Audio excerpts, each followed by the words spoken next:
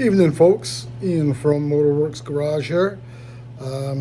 Just going to run you through where we are with our bead roller update.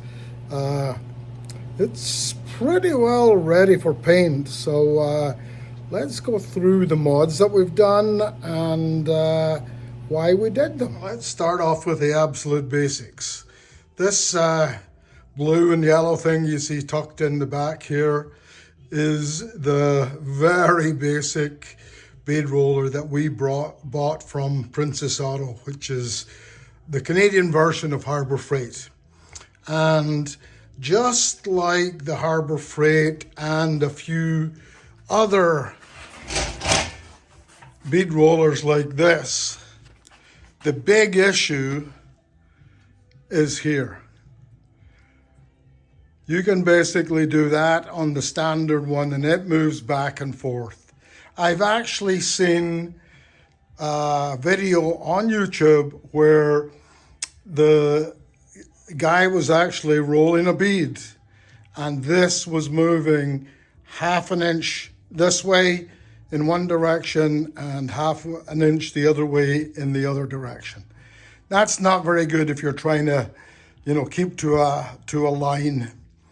And the first thing that we did on our very first version of this was to add this here and this here. They run the whole way to the end. The problem is that the only bit that's together is just this short piece in here.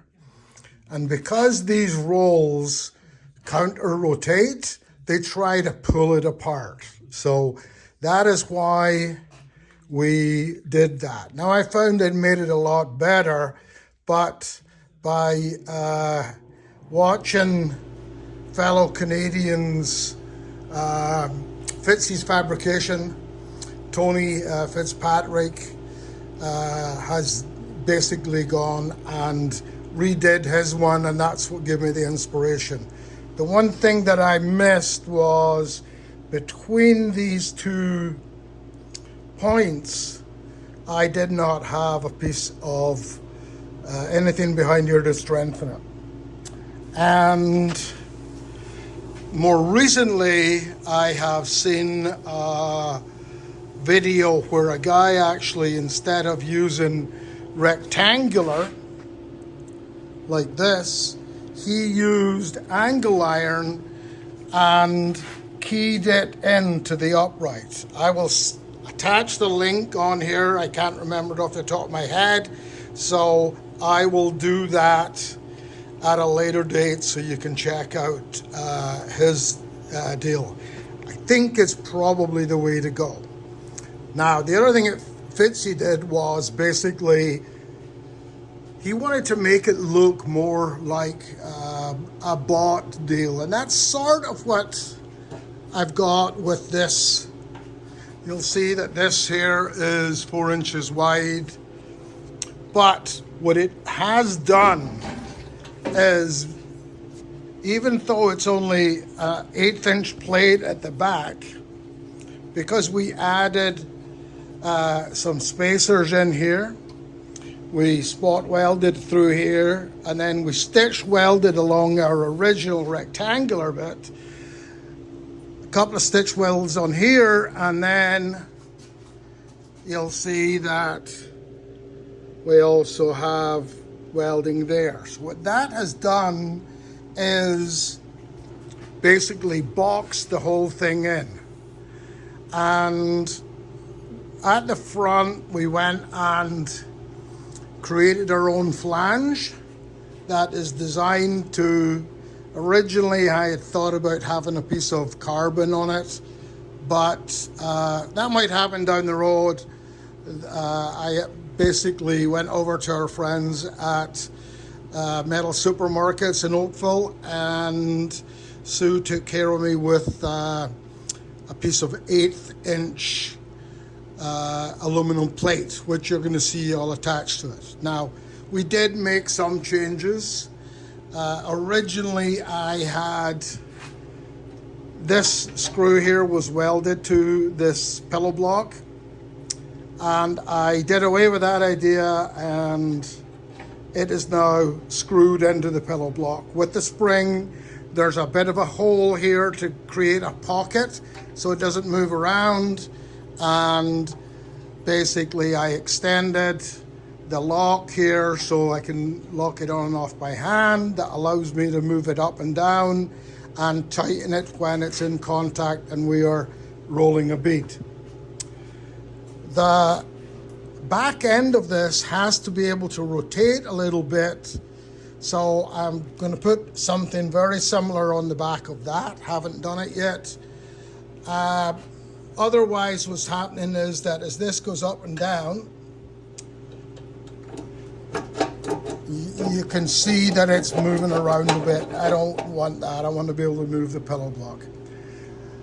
Down the road, I can definitely see myself going and putting some lubricating bushings into these pillow blocks. I did put grease nipples into all 4 of them. And one of the other things I did was I moved the gears from outside to inside. I'd love to say that that was a great idea, but it was more about stupidity when I cut this off and the bottom one too, and didn't realize I needed space to attach this. But I think it works. It's made this whole scenario much shorter. Locking collars, and I added another 2 on this end here. You can see they're still loose, but the whole idea is so that it doesn't move back and forth, which means that your tooling is not going to move around willy-nilly. The other thing we did was, because we've now got this, I had to heighten our adjuster, but as you can see it works well, and as I screw it back, the spring behind it pulls it back up. So I think this is all going to work.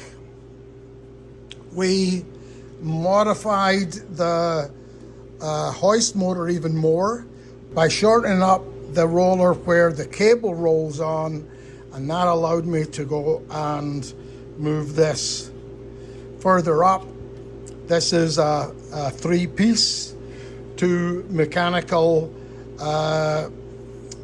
sections and a softer section in the middle that gives us some sort of movement. Now, these were only split, so you can't see it and I can't turn it, but I've got another couple of holes drilled in these that we can put grub screws through it and screw that into the shafts, because we could be putting a lot of torque on up here at the front end.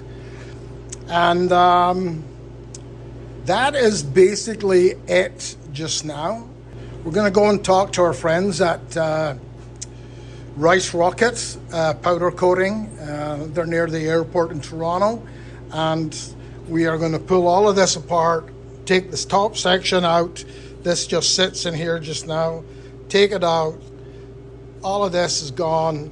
We'll go up there and we will get it powder coated, and at that point then we should be able to get back on to production on Cooper RSR.